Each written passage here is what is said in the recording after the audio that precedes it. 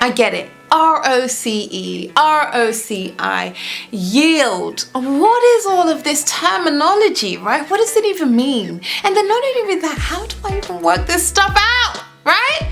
A question you may be asking yourself. If you are, then this video is perfect for you. In watching this video, you're going to learn all about what do these terms mean and how to actually work them out. Because if you're new to investment, these are going to be key measures that you need to be able to compare your investments, like comparing bananas with bananas, okay? So stay tuned, watch this video.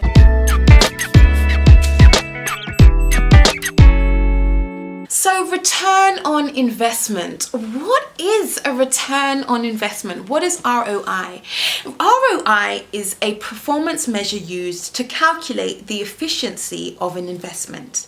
So you would use return on investment to see whether an investment is actually good or not. And it's a tool that's used that you can use around all different investments to see whether if you was to invest in stocks or shares or gold or property, this tool that you can use will allow you to make an equal calculation on whether an investment is good or not.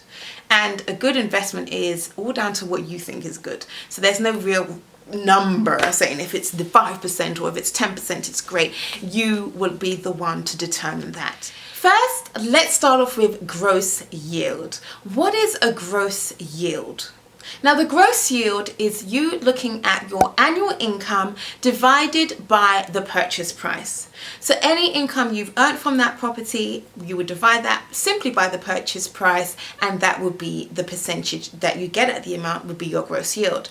So let's turn that into numerical format. Let's just say a house that you purchased for £100,000 brought you an income of £10,000 a year. How do we work out the gross yield on that?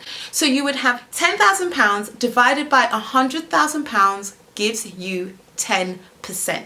So that would be a 10% return on your funds, a 10% gross yield.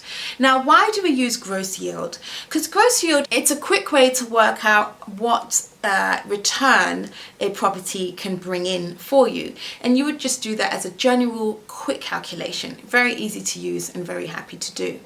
Now you look at yield. What would be the yield of that property? A calculation you may have seen is working out the net yield of an investment. And that is just generally an investment that is creating an income. You want to look at how much money is it going to produce me after I've taken into consideration the cost of me buying this house. So it wouldn't just simply be the bananas with bananas per se in the other calculation where you're purely just looking at the purchase price and the annual income, because even in that purchase price there will be costs around it. So in order to work out what your true net yield would be, you would then start looking at the costs, and this is where that comes into consideration. So what kind of cost would it be? Would it be your management costs, your mortgage costs, your solicitor's costs, any renovation costs, stamp duty, any cost that you would have when purchasing a property? That would be taken into consideration in this calculation. And this really allows you to really look at what an actual investment is. So how do we get to this? Here you just simply look at your annual profit, and the key word here is profit, because it's not just your annual income, it's the profit of that income. So here you would have taken into consideration the costs you have, take that out, and whatever's left over, that would be your profit. So it's your annual profit now divided by your purchase price. So let's go through an example. So say for example your house is £100,000. It creates an income of £6,000 a year, but you have £1,000 in costs. You would then look at taking off that £1,000 cost, and you'll be left with your £5,000 profit. You would then get your £5,000, divide that by your purchase price, and it will give you your return. In this case, it would be £5,000 divided by £100,000 will give you 5% annual yield.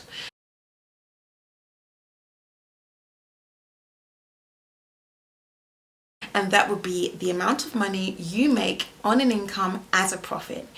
Now, this calculation is a lot more accurate than your gross yield, because with your gross yield you hadn't taken into consideration any real costs.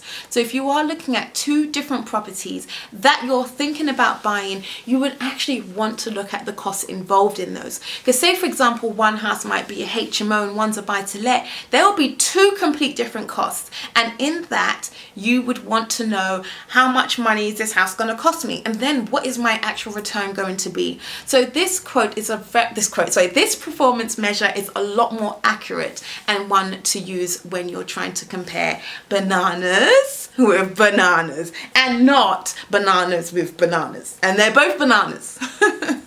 Now this calculation, the return on investment, the ROI, which is a very popular one that you will see around, is a very good calculation to use, because you're actually going to look at the cash you put in versus the cash you get out. And I really like this way, because sometimes you use mortgages, sometimes you borrow other people's money, and when you're trying to calculate the real true return on investment, sometimes it's actually infinity, because you haven't spent anything. You've borrowed the funds and you're getting all this money back every month, and you hadn't even spent anything. But if you've used a deposit, then you would have probably put in 25% plus all the other costs that are involved, and you'd want to add all of that up to get a real return on how much money your money is working for you. So in this you may have also seen ROCE, and that means your return on capital employed. So I'm going to employ my money to go and work for me, and it's going to make me more money. Just like you're employing someone to come on your team and work for you, and they make you some money, or they take some of the workload off. That's exactly what you'll be doing with your money here.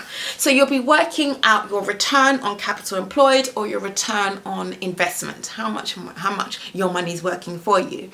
Now in this calculation, you're going to purely look at the cash that you have put in. So if you're buying a house in cash, then the net yield would be similar to your return on investment, because you would have already have taken into account your costs, and therefore you can just use that rental yield there, the net. But if you're going to use a mortgage, then this will be a great way to work out your return. So if you've used a deposit, then you only would have put in 25% of that money in, right? So with that, that means you would have more of a heavier cost during the month, because you've got to service that mortgage, don't you? So let's say, for example, the house costs £100,000.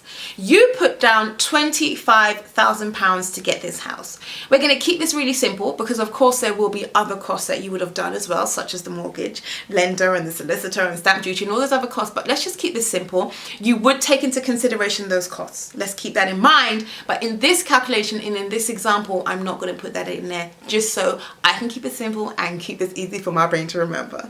So what we're going to do is 25% of that amount of your 100,000 you will put down as a deposit. That's £25,000. Now, because you have a loan of £75,000, you're going to have a monthly cost. So how do we work out this calculation? It's simple. It would still be the profit that you make per month on an annual basis. So annually you're making an income of 5,000, but because you have all those costs, it's gonna, we're gonna have to take off 1,500.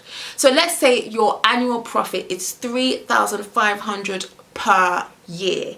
What we're going to do is we're going to take that amount per year that you are making as a profit, so your 3,500 profit, and we're going to divide that by the actual amount you put in, and that was your deposit of 25%, which was £25,000.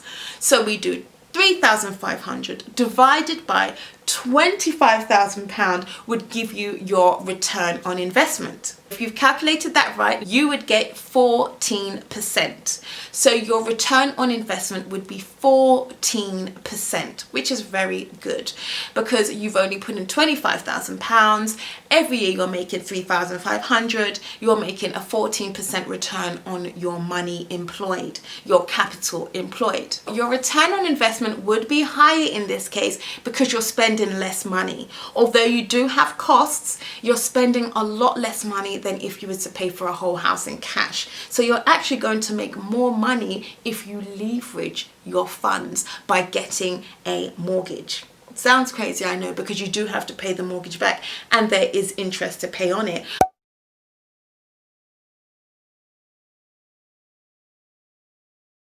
but over a period of time, you can actually make a lot more money by using a mortgage. And it's particularly good to use a mortgage now while costs are just simply really low. Interest rates are so low. So whilst it doesn't make money to leave your money in the bank, at the same time, the cost of borrowing is super low. And I'm talking about 2, 3, 4%, which is just... In 1987, it was like, it was 15%, 12%. I couldn't even imagine it.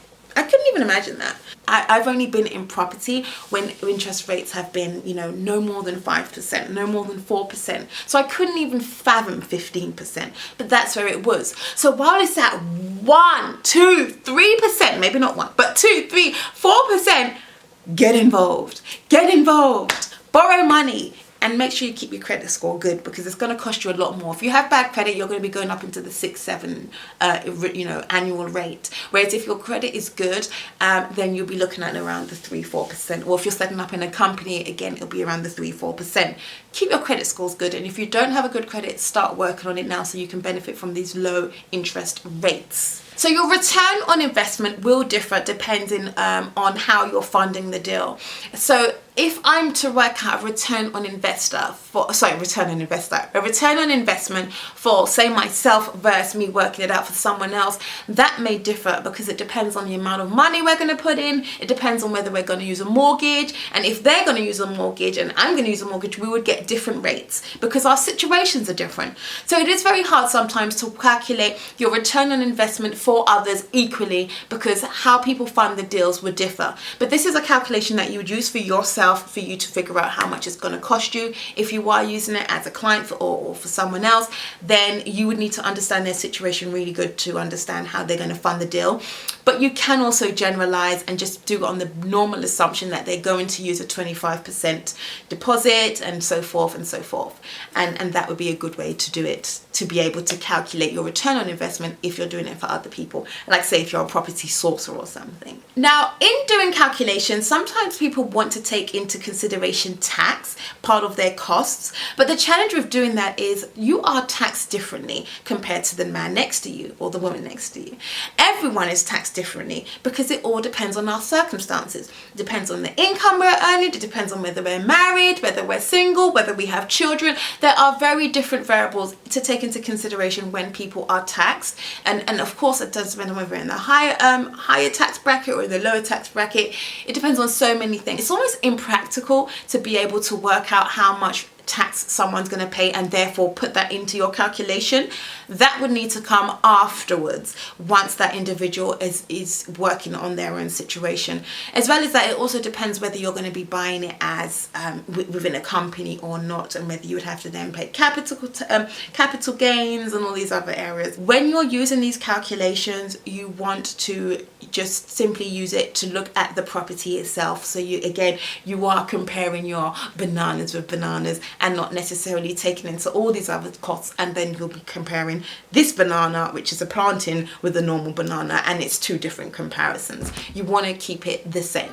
What is my favorite calculation to use? Well, I actually like using ROI, the return on investment, or your return on capital employed, because it really does give you a true amount of how much money I'm actually making on my money.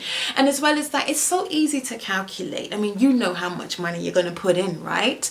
But another one I do like using is just the normal gross. Because with the normal gross, it's a quick, easy, efficient way to do it. So if I'm walking around a property and I want to work out quite quickly whether this is going to be a deal, whether I should even take it into consideration, then I like to use the gross just to give me an indication. But then I like to also estimate my costs and then turn that into, if I am going to take my costs in consideration, then what would the net yield be looking at?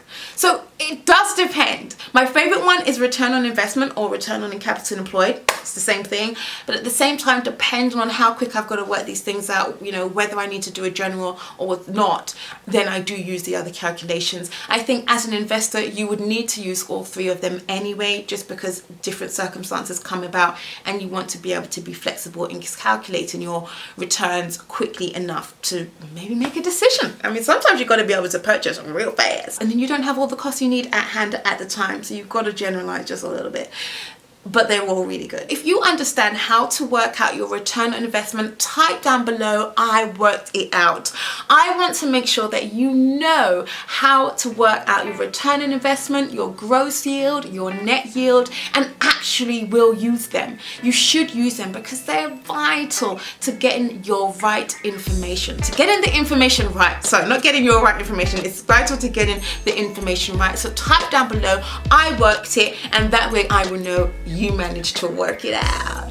Thank you so much for watching. Stay tuned for plenty more videos like this where I'll just be sharing you very simple information but crucial nonetheless. I hope to see you in another video. Stay tuned. Bye.